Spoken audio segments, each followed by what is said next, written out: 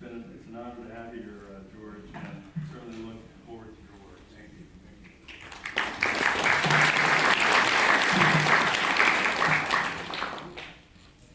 Hello, good morning. Well, thank you for allowing me to be here today. I certainly got a view of every building here on the University of Baltimore campus this morning. But I'm glad to be here, and I'm glad to see so many people here, because I'm going to tell you folks, Neighborhoods United is a group of all the presidents and neighborhood associations in Central and Southern Park Heights.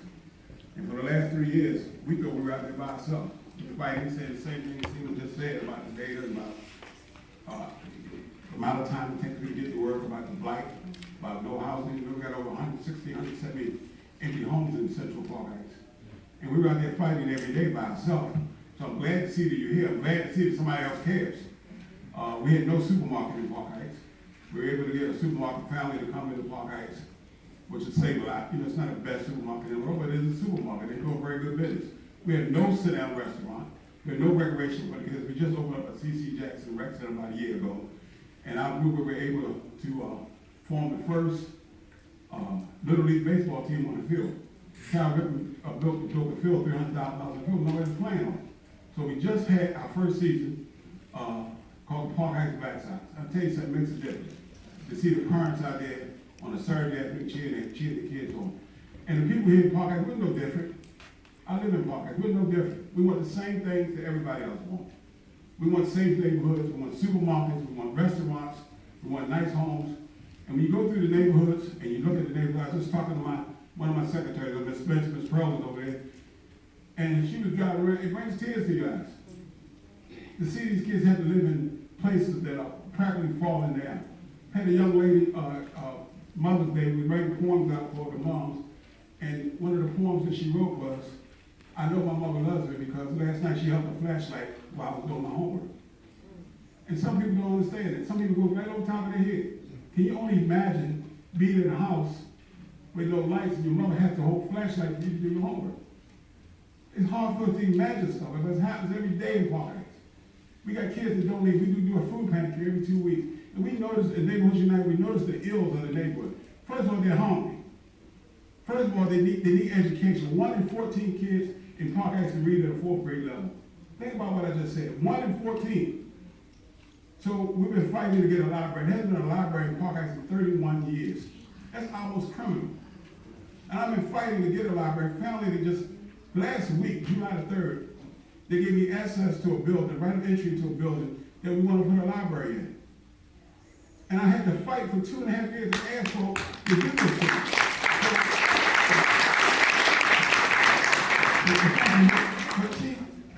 But she gets it. Everything she said up here, I met her at a Federal Reserve Board meeting, and I could not believe what was coming out of her mouth. I could not believe the exact same thing we've been arguing about, fighting about for years. But you know, that's George Mitchell, he just running his mouth. That's George Mitchell, he don't understand. But see, when she comes up with this data and says to people, no, this is true, this is exactly what we've been saying. Now I got some ammunition to come to folks. I said, well, what did you say? Here's the data right here.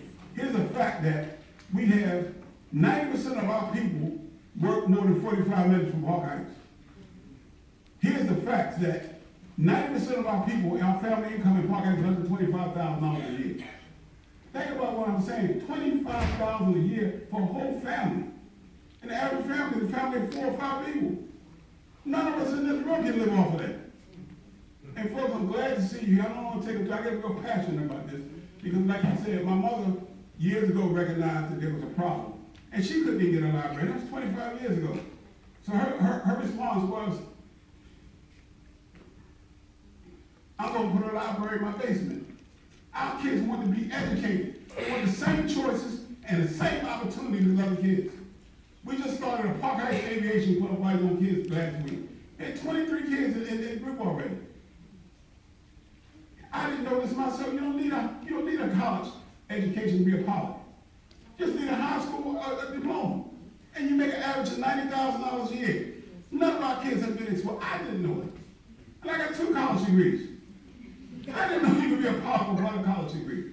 But these are the choices, these are the things that they expose our kids to.